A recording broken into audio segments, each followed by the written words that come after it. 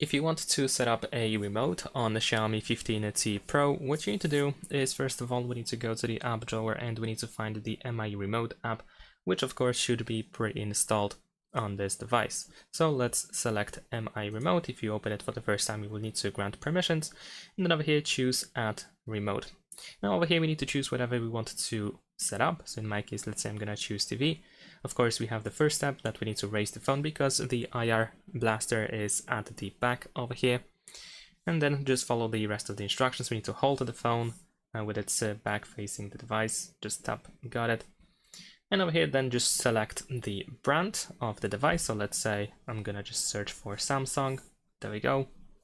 We need to choose if the device is on or off. And then just keep pressing on the button that is over here to see if it makes any difference, if it works. If it works, then you will have to select that yes, it does, it did change whatever it was supposed to do. And if not, then of course you want to press no and keep doing this until it actually works. And that is pretty much it. Thanks for watching, leave a like and subscribe.